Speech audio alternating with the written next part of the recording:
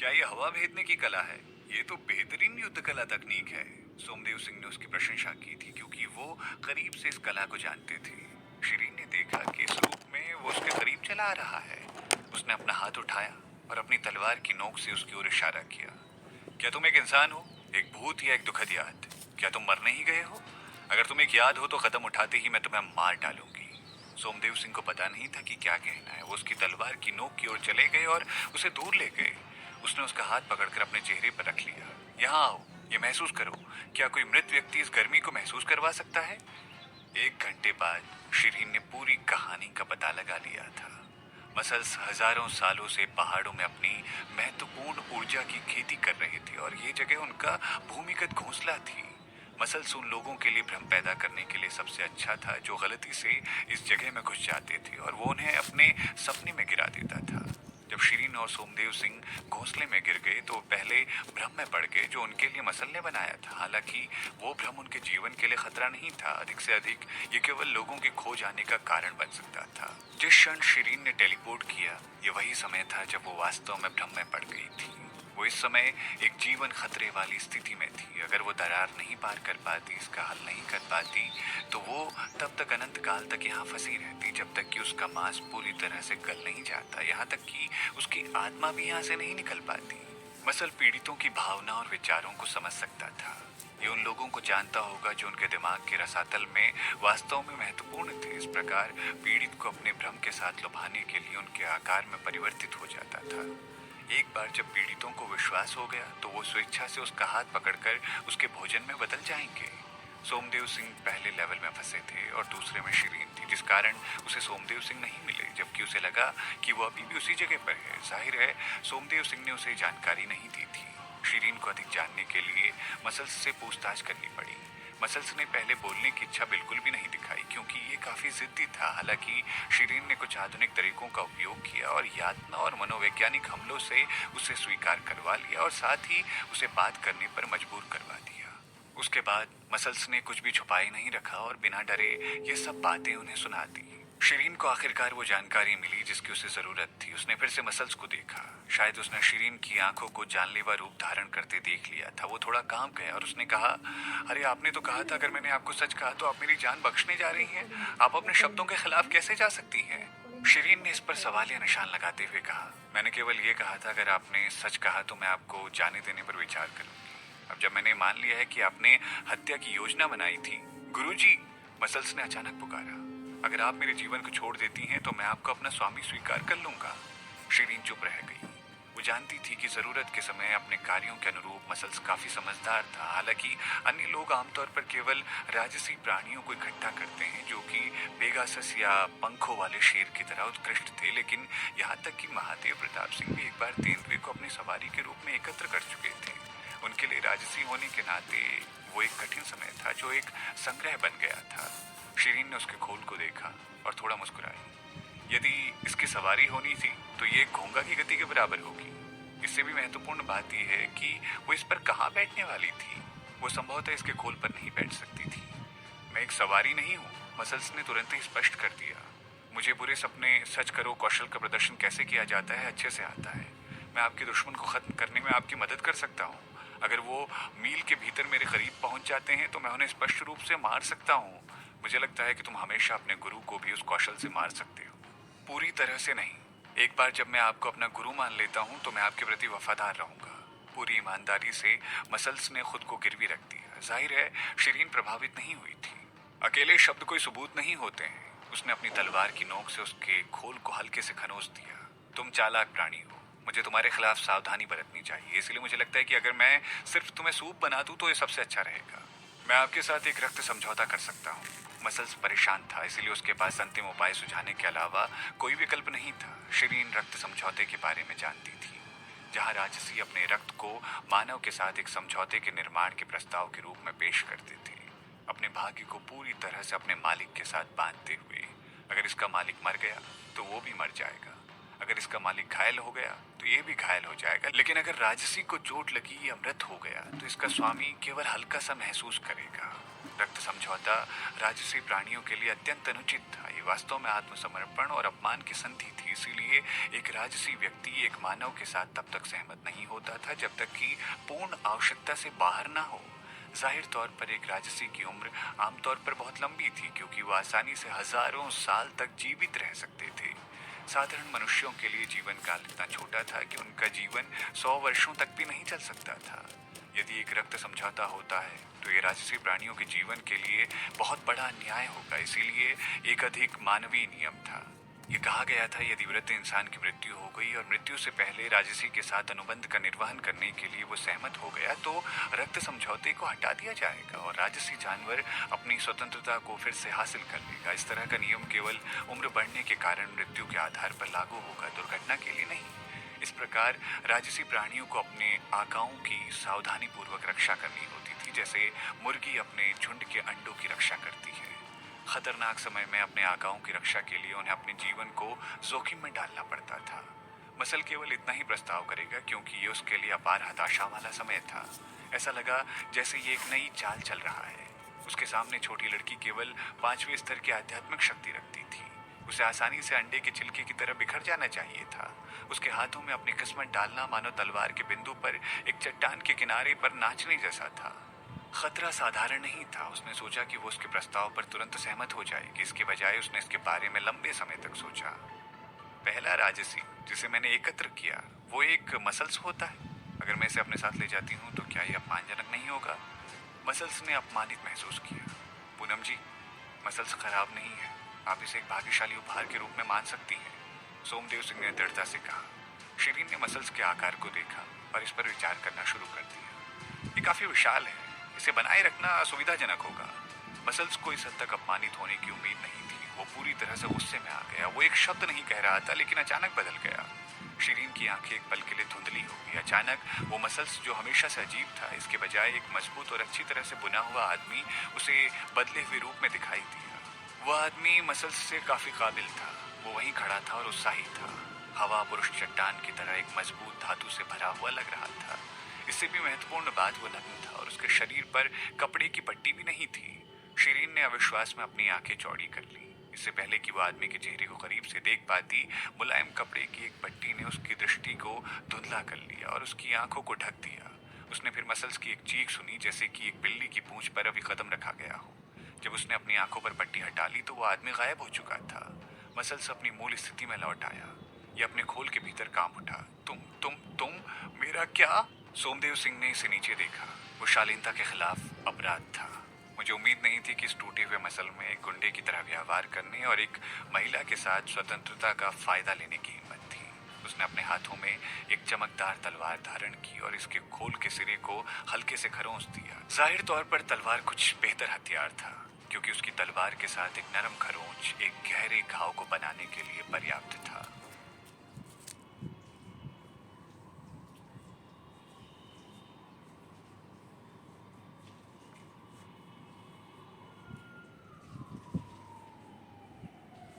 जाहिर है मसल्स को समझ नहीं आया कि सोमदेव सिंह का क्या मतलब है। हालांकि ये सोमदेव सिंह को चुनौती देने की हिम्मत नहीं कर पाया और थोड़ा और अधिकारक्षित हो गया। यही कारण है कि मैं परिवर्तन के बाद में ऐसा दिखता हूँ। आपका मूल स्वरूप इस तरह का नहीं दिखता है। सोमदेव सिंह ने उसके शब्दों को बाधित किया और उसके खोल पर अपना हाथ रखा। चलो अपने स्वामी को अपनी मूल विशेषताएं दिखाओ। फिर एक छोटा बच्चा दिखाई दिया। बच्चा एक पेटी पहने हुए था। उसके पास बड़ी गोल आंखें थी और उसका छोटा मुंह दृढ़ और गुलाबी रंग का था, क्योंकि वो बस वसंत के पानी से भरा हुआ था। बच्चे के पास बहुत अच्छी विशेषताएं थी और उसकी त्वचा निष्पक्ष और गुलाबी थी। वो झपटा, मुझे जाने दो, मुझे जाने दो। उसकी आवाज इतनी कोमल और प्यारी थी। शिरीन चुप थी। ये बच्चा कितना प्यारा है। शिरीन उसके गाल पर चुटकी करना चाहती थी। बिना किसी हिचकिचाहट के शिरीन ने उसके गाल पर चुटकी भी कर ली और धत्तेरी की। ये तो तकिए की तरह नरम था। शिरीन ने एक बार फिर से कोशिश की और इससे पहले कि वो दूसरी चुटकी पूरी करने में कामयाब होती, छोटा बच्चा फिर से गायब हो गया और एक बड़ा मसल्स बन गया।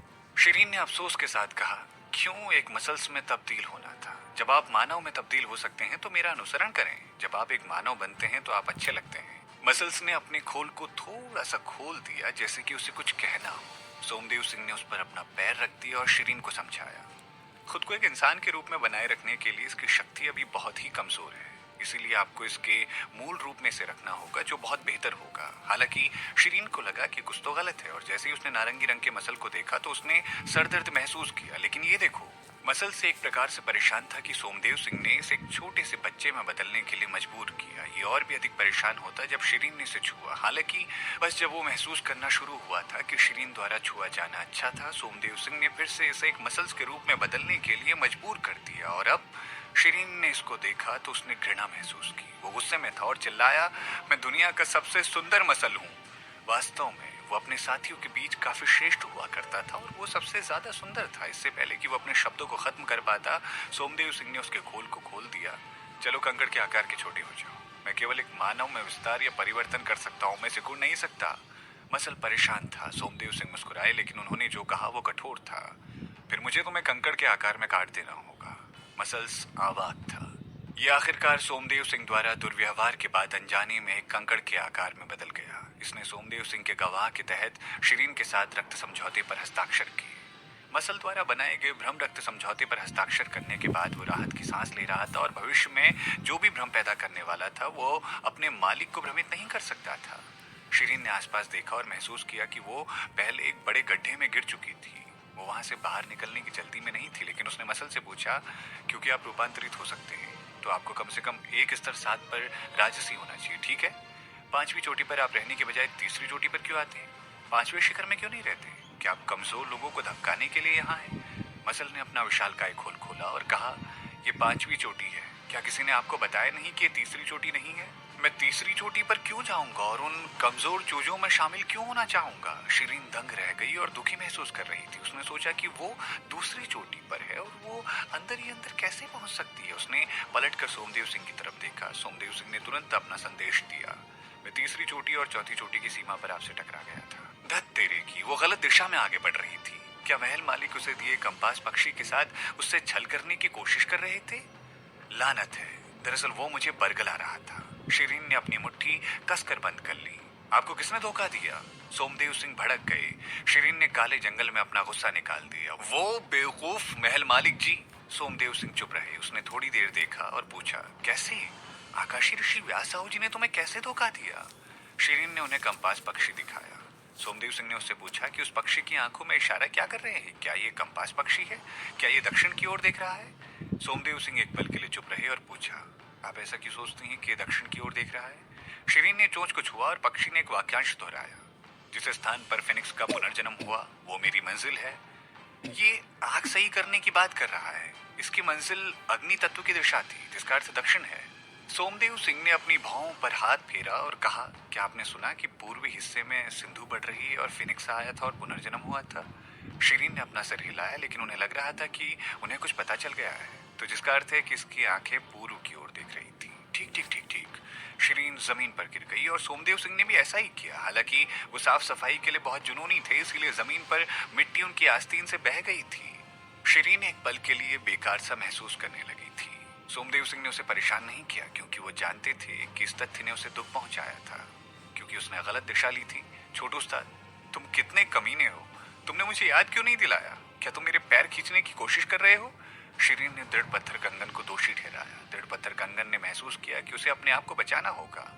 मालकिन, मैंने इस कविता के बारे में कभी नहीं सुना है। क्या यह संभव है? क्या आप प्राचीन खोज इंजन नहीं है? मैं कविताओं का प्रशंसक नहीं हूँ।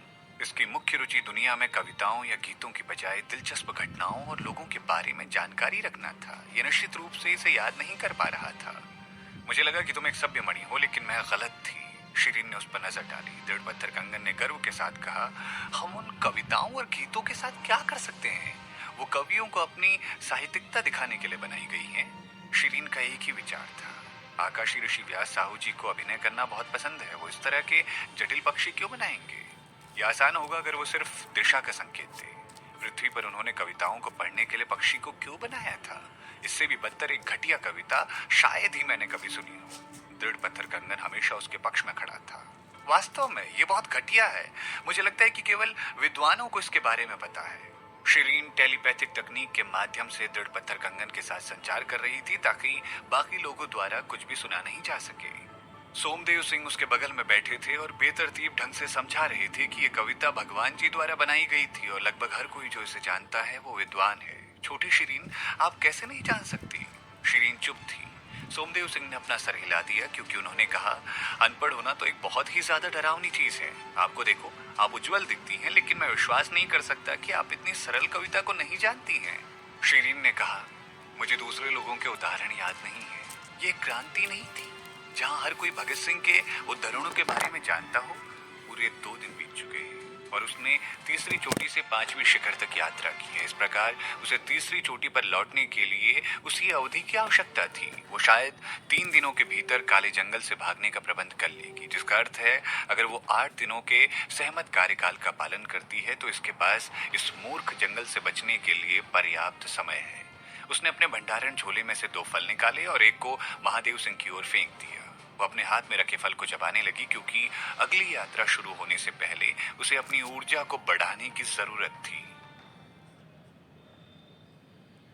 उसने मसल्स को बाहर निकाला और पूछा, क्योंकि आप ड्रिलिंग करने में बहुत अच्छे हैं, तो क्या आपको पता है कि जमीन के माध्यम से कैसे ड्रिल करना है ताकि हम सीधे पहली चोटी पर जा सकें?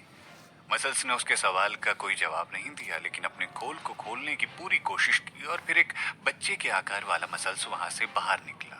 वो शिरीन के हाथ में फल देख रहा था। लीची फल, मैं खाना चाहता हूँ। शिरीन ने अपने हाथ में हरे फल को देखा। उसने लीची फल के बारे में सुना है। ये एक दुर्लभ फल था। हालांकि ये अच्छा नहीं लगता था, लेकिन खाने वाले को वो आध्यात्मिक शक्ति के लिए उपभोक्ता को 1 साल का प्रशिक्षण देने के बराबर था। ये पवन आध्यात्मिक शक्ति चिकित्सकों के लिए एक खजाना था। शिरीन को नहीं पता था कि वो जो फल खा रही थी वो एक दुर्लभ फल था। ये भोजन की तरह लगता था जिसे महल मालिक ने उसके भंडारण झोले में भरा था। ये बहुत कीमती था। मसल का बच्चा अभी भी इंतजार कर रहा था क्योंकि वो उस फल के प्यार में गिर गया था। शिरीन ने जो कुछ भी कहा उसे उसने फिर से दोहराया क्योंकि उसने फल को हवा में फेंक दिया और उसे फिर से पकड़ लिया। ये तुम्हारा है अगर तुम ये कर सकते हो तो। बच्चा थोड़ा उदास था और आखिरकार उसने सौदा कर लिया। तुम मुझे फल दो, तब मैं कोशिश करूंगा। शिरीन एक क्रूर व्यक्ति नहीं थी। उसने बच्चे की तरफ फल फेंक दिया। उसने फिर फल पर धावा बोला और फिर बिना कुछ छोड़े फल को समाप्त कर दिया और उसने उस फल के बीज को भी नहीं छोड़ा। फिर उसने आगे बढ़कर अपना गोला खोला। अंदर आओ, मैं तुम्हें बाहर ले जाने की कोशिश करूंगा। शिरीन और सोमदेव सिंह ने मसल में छलांग लगाई और उसने गोले को बंद कर दिया। विशाल मसल एक छोटे से घर के आकार के बराबर बड़ा था। हालांकि ये केवल 2 लोगों को अंदर फिट करने के लिए पर्याप्त था। शिरीन और सोमदेव सिंह वहां बहुत निकट बैठे थे और वो लगभग मसल के छोटे बच्चे पर कदम रख चुके थे। बच्चा जल्दी से चिल्लाया, कृपया करीब होकर बैठें, करीब होकर। यहाँ पहले से ही बहुत तंग जगह है, मैं अपना काम नहीं कर सकता। सोमदेव सिंह ने शिरीन को अपनी बाहों से लगा लिया और दोनों एक साथ चिपक कर बैठ गए। ये कैसा है? ये स्वीकार्य है। बच्चा शर्मा गया क्योंकि उसने उन्हें देखने में असहज महसूस किया। अगर आप करीब हो सकते हो तो ये बहुत अच्छा होगा। शिरीन चुप थी। अगर उसे पास बैठना होता तो उसे सोमदेव सिंह के साथ शरीर में शामिल होना पड़ता। बच्चे ने अंततः अपने जादू का उपयोग करना शुरू किया, जिसने मसल के अंदरूनी हिस्से को 8 स्तर के भूकंप के रूप में तीव्रता से हिलाया। शिरीन भूकंप के चक्कर को महसूस कर रही थी और सोमदेव सिंह उसके कंधे पर अपनी ठोड़ी रख रहे थे। आपको तो चक्कर आ रहे हैं। 1 घंटे बाद झटकों ने अंत में खुद को रोक दिया। मसल का बच्चा हाँप रहा था और आसपास की भावना के लिए गोला खोलकर उन्हें बाहर आने दिया। ये कैसे है? हम किस शिखर पर हैं? शिरीन ने उसके आसपास की जांच की। बच्चा थोड़ी देर तक हाँफता रहा और उसने अपने हाथों को एंटीना में तब्दील कर दिया। उसका एंटीना खोल से बाहर निकल गया और फिर से सिकुड़ गया। उसने उत्साह के साथ उत्तर दिया, हम आधा मील आगे बढ़ गए हैं। मैं एक ब्रेक लेने के बाद कड़ी मेहनत करूंगा। शिरीन गुस्से में पागल हो चुकी थी और वो चुप थी। वो जानती थी ये विश्वसनीय नहीं हो सकता था। वो केवल 1 घंटे के बाद आधा मील की यात्रा करने में कामयाब रहे थे और ये पहले से इतना थका हुआ था। वो अंधेरे जंगल से भागने के लिए इस पर भरोसा कैसे कर सकती है? शायद उसे 1 दशक तक इंतजार करना होगा।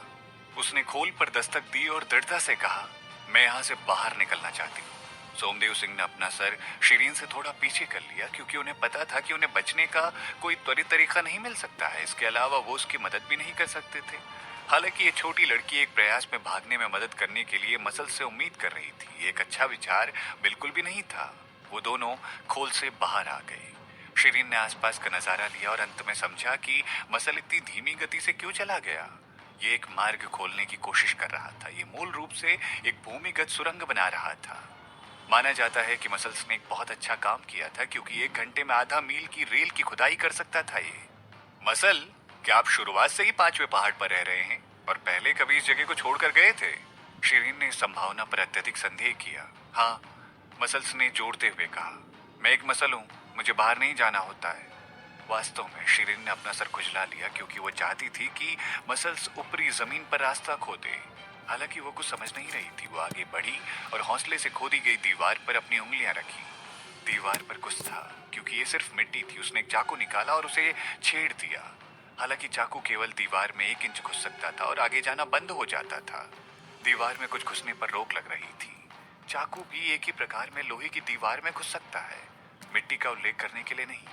इसके पीछे धातु की तुलना में कुछ मजबूत था। उसने बस मिट्टी को हटा दिया और अंत में मिट्टी में वस्तु को देखा। ये पारदर्शी झिल्ली की एक परत थी। चाकू वापस उछल कर आ रहा था जब वो उसे दबाती थी। वो क्या था? जादूगर बाधा?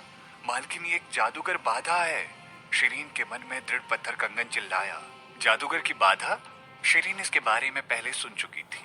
अफवाह में कहा गया है कि भिक्षु जिनके पास बहुत अधिक आध्यात्मिक शक्ति थी वो एक जादूगर बाधा डाल सकते थे और जो कोई भी जीवित चीजों को प्रवेश या भगाने से रोक सकता था। ये किसी भी दीवार से ज्यादा मजबूत थी। हालांकि जादू के अवरोध आमतौर पर जमीन के ऊपर बने हुए थे और ये पहला मौका था जब उसने एक जादुई रुकावट को भूमिगत देखा था। जाहिर तौर पर प्रवेश और निकास के लिए किसी भी रूप को प्रतिबंधित करने के लिए जादुई बाधा निर्धारित की गई थी। शिरीन ने अपनी उंगलियों से अवरोध को छुआ और महसूस किया कि ये 5वें शिखर पर होना चाहिए। वो सोच रही थी कि क्या 6ठी, 7वीं और 8वीं चोटियों को निषिद्ध स्थल बनाया गया था। उसने सोमदेव सिंह को देखा और वो बाधा को छू रही थी। उन्होंने कहा, मसल साहब के जैसा ही है। ये खो गया है और विपरीत दिशा में चला गया। ये 5वीं और 6ठी चोटी की सीमा है। 6ठी चोटी इसके ऊपर निषिद्ध है और कोई भी प्रवेश या निकास नहीं कर सकता। यही कारण है कि बाधा यहाँ है। शिरीन चुप थी।